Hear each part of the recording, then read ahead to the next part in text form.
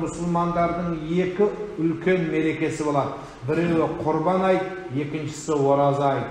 Құрбан айт, Ораза айттан да үлкен мереке болып есептелінеді. Өйткені Құрбан айт толығыменен 3 күн болады да, Ораза айт 1 күн болады. Ораза айт 1 күн. Бірақ біз енді 3 күн тойлап қалған еліміз, тойды жақсы көретін еліміз, сол үшін тағы 2 күн қосып алғанбыз өзіміз. Бірақ негізі мұсылман әлемінде 1 күн тойланады. Сондықтан сіз бен біз өзі айт намазда келе жатқан кезде бірінші шомылу керек. Ең жақсы әдемі киімді кию керек.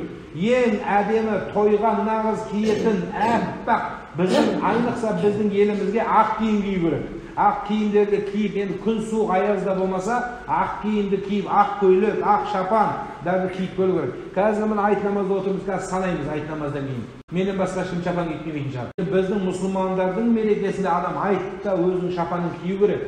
Папаң өлген кезде маған шапан бермедің деп, осы көп бәріміз таласамыз. Менің жолым еді, мені атау керек еді, маған шапан кигізу керек еді бұлардың балалар. Балалар білмейді ғой деп қоямыз. Қайда сол шапандар енді? Кидің, таласып алдың соны. Теберіп 90-ға келген шалдың бір шапанын киейін деп сұрап алдың керек болса.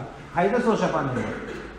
Оның өзін кимейміз. Сондықтан шапанды кию керек. Біз анау аяз аталар сияқты, Новый годта киінген сияқты, ең болмаса айтта киінейінші басқаны қояды.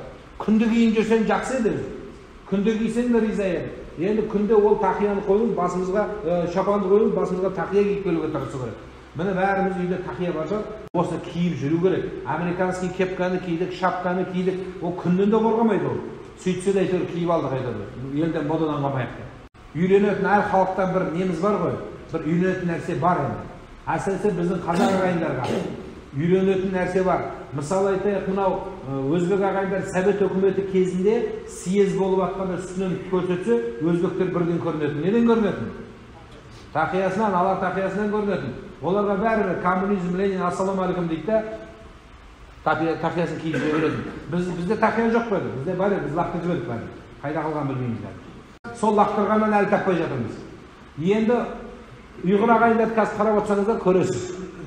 Әйелі қазақ болғандар енді қорқатын шығар енді, киген анша-мұншасы бәрін киіп алады. Оның өзі жақсы. Әйтеуір оның өзі киіп жүру осы бір біздің сүннат, бір мұсылмандықтың бір келбет іспеті. Осы кейін. Ал енді қырғыз ағайындарға жетемей қалдық. Олар қалпағын киіп келетін болды.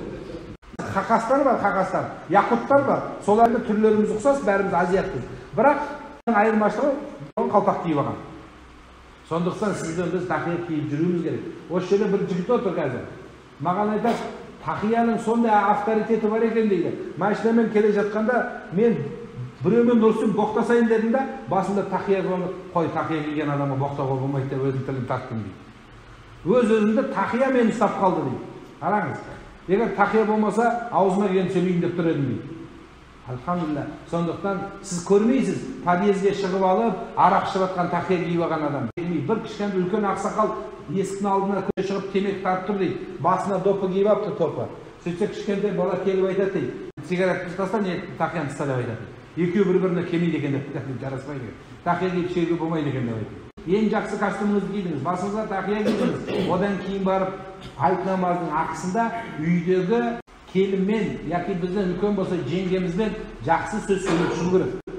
Ең бірінші мәселесі осы. Үйде ең бірінші пайғамбарымыз алейхиссалату вассалам әйелін құттықтаған, естеріңізде сақтап алыңыз. Сондықтан бір-бірімізді құттықтайтын кез міне осы.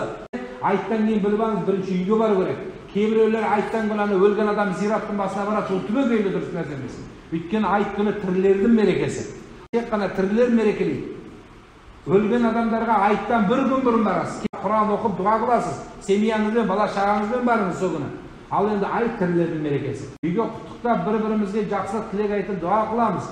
Солардың ішінде міне сол бір-бірін қуанту болады. Сондықтан біздің дініміз адамға үрей, қайғы, топалаң, зобалаң, ұрлық, қарлық үйретпейді. Біздің дініміз бізге жақсылықты үйретеді. Ата-ананың тәрбиесін үйретеді. Бір-біріне сыйлауды үйретеді. Бауырмашылықты, ынтымақ, бірлікті үйретеді. Біз дін үйренсек, қалғанның барлығы өзінен өзі келеді. Біз бәрін айттық, Совет өкіметі кезінде бәрін айттық. Ұрма, ұрлама, басқан бәрін айттық, бірақ бәрі бола берді. Неге? Өйткені біз дінді айтпаппыз да соның қасында. Сол үшін дінді айтсақ, ата-анаң сыйла десең, діннің өзі айтады сізге. Біз ұрсамыз, ол баламыз біз тыңдамай қолымыздан шығып кетті бәріміз. Сіз бен біздің сөзімізге қарағанда, осы жерде еркектер отырмыз ғой, барлығымызға ата анамыздың сөзінен қарағанда әйеліміздің сөзі ақылдырақ болып тұрады. Вот что-то мен әке-шешем дұрыс білмейді, әйелім жақсы біледі дейді бәрі. Бірақ бетін айта алмайды, қорқады ғой әлі де болса әке-шешені. Елден жұрттан ұялайды. Сондықтан сол дін үйретеді сізге сол нәрсе. Дін айтады, жоқ, олай емес, ата-ананы сыйлау керексің дейді. Ақылды болса бола берсін дейді ата-ана. Осының бәрін дін ақысы үйретеді. Сол үшін сіз бен біз осы дінімізге бекем болсақ, алхамдулилля бақытты ел боламыз. Сол дініміз тек қана сізді бұл дүниеде де, һәм қияметте де бақытқа үйретеді. Барлық нәрсенің ережесін үйретеді, жолын, бағытын үйретеді. Сондықтан осы нәрсеге келуіміз керек.